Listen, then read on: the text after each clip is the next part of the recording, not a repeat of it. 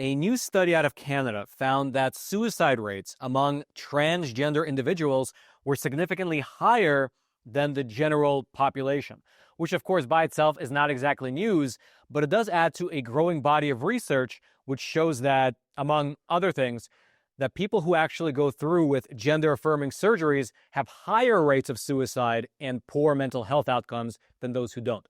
Let's go through this research together. And I will quickly mention as a caveat that today's episode has all the ingredients of getting suppressed by YouTube. We're talking about transgender individuals as well as suicide. Meaning, if you could, please smash those like and subscribe buttons as basically a counterbalance to the system so that this video can actually reach more people via the YouTube algorithm. Now, with that out of the way, the study that I referenced at the beginning came out of Canada, and you can see it right there up on your screen. The scientists conducted this research by using data from TransPulse Canada, which was a 2019 survey of trans and non-binary people in Canada ages 14 plus.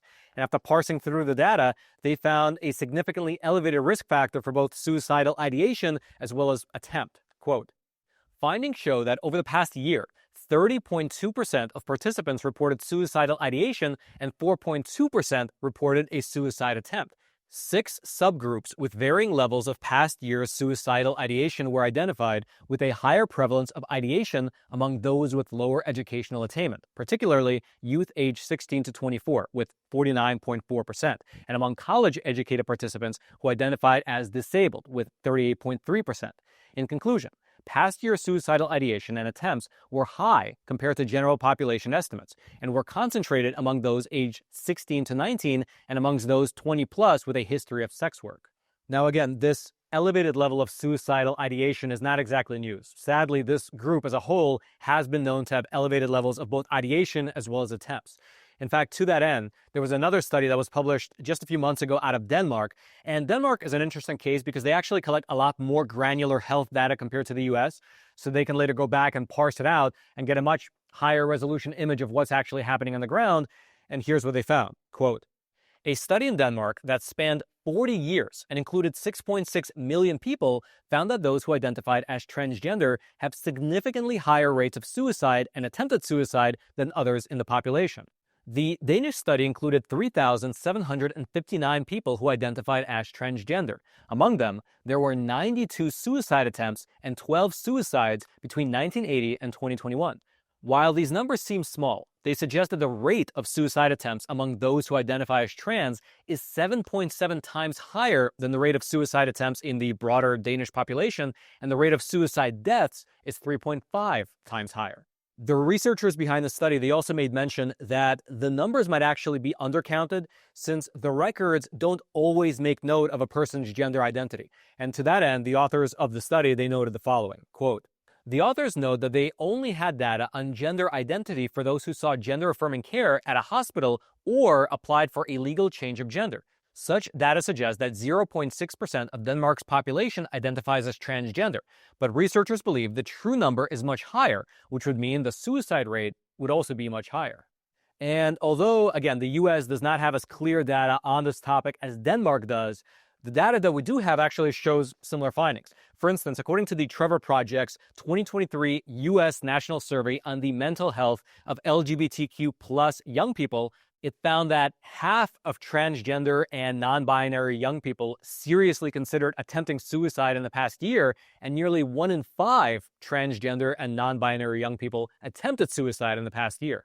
So that is very high. This data set was looking at people aged 13 to 24, which in the US, depending on which study you're looking at, makes transgender young people's suicide attempt rate anywhere from double to quadruple the general population. Now, this fact ties into what many parents across the country have actually experienced firsthand, which is that one of the ways that modern psychiatrists are trained to force parents to accept their kids being trans is by basically presenting them a binary choice. It goes something like this. Would you rather have a living daughter or a dead son? Would you rather have a dead daughter or a living son? That question is asked over and over again, and therapists are trained to say that. The implication there is that you either accept your kid's gender transition or they will likely kill themselves. It's sort of like a hostage situation that many parents find themselves in, being told that if they don't accept their children's new gender identity, it's tantamount to actually killing them. However, more evidence is coming to light that this might not actually be the case, and that actually the opposite is true. For instance, up on your screen is a study that was published in the pages of the Journal of Urology. It's titled Rates of Psychiatric Emergencies Before and After Gender-Affirming Surgery, with gender-affirming surgery being an umbrella term for one of either two procedures. There's phalloplasty, where they cut some skin off your arm, roll it up, and attach it to your groin to make basically a man-made penis. And then there's the opposite, vaginoplasty, which is a more brutal surgery where a doctor removes the penis and the testicles and leaves basically a man-made hole in its place. And what these researchers were looking at was the suicide rate of the men and women before and after getting one of these surgeries. Essentially, the researchers were trying to figure out whether it was true that people who identify themselves mentally as the other gender are more likely to try and kill themselves if they don't actually get access to gender-affirming surgery. And what they did was to analyze the records of patients over in California that they were actually able to acquire from the Office of Statewide Health Planning and Development. And they were specifically looking at the data in the 6-year period between 2012 and 2018. And in total, they had the records of 1,226 patients, 869 who received vaginoplasty, and 357 who received phalloplasty. And what these researchers discovered was that the rate of attempted suicide skyrockets after surgery, at least among men. Quote, "The suicide rate from men identifying as transgender women in California doubled among those who received vaginoplasty.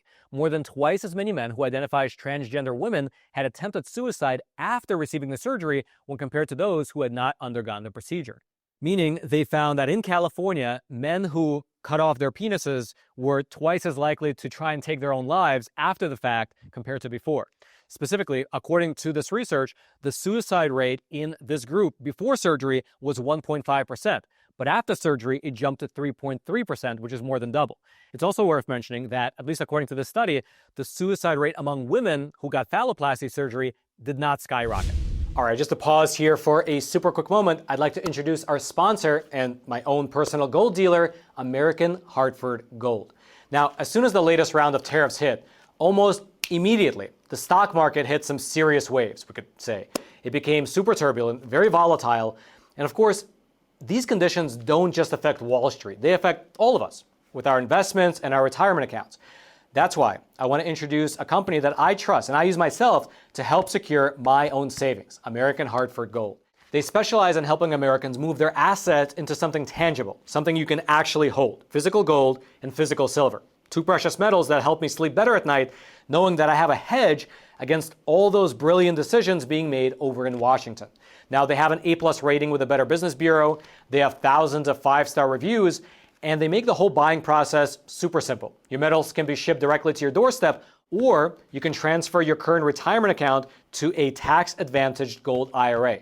And the best part is that right now, American Hartford Gold is offering an exclusive buy one, get one deal for my viewers. When you call them and mention my name, Roman, for every 1 ounce of gold that you purchase, you can get 1 ounce of free silver. And so take advantage of this special offer. Either call 866-242-2352 or simply text Roman to 65532. That's again, 866-242-2352 or text Roman to 65532. I'll also throw their information. It'll be down in the description box below. However, though, that's only talking specifically about suicide. When the researchers looked more broadly at psychiatric encounters before and after surgery, they found an increase in both men and women. Quote, "If there was a psych encounter prior to surgery, 34% of the vaginoplasty group and 27% of the phalloplasty group had a psych encounter after surgery. At least one ER or inpatient psych encounter was reported in 22.2% of the vaginoplasty patients before the surgery. After the procedure, 33.9% of vaginoplasty patients who had a reported psych encounter beforehand experienced another. For phalloplasty patients, it was 20.7% before the surgery and 26.5% afterwards." Okay, so that was maybe too many numbers, but just to break it down visually, 22% of transgender men had psychiatric episodes before surgery and 33% afterwards, while 20% of women had psychiatric episodes before surgery and 26% afterwards. Meaning that, at least according to this research, getting a gender-affirming surgery actually wound up increasing a person's chance of having a psychiatric encounter. The study's authors, they concluded their paper by writing the following, quote, rates of psychiatric emergencies are high both before and after surgery. Although both the phalloplasty and vaginoplasty patients have similar overall rates of psychiatric encounters, suicide attempts are more common in the latter. In fact, our observed rate of suicide attempts in the phalloplasty group is actually similar to the general population, while the vaginoplasty group's rate is more than double that of the general population.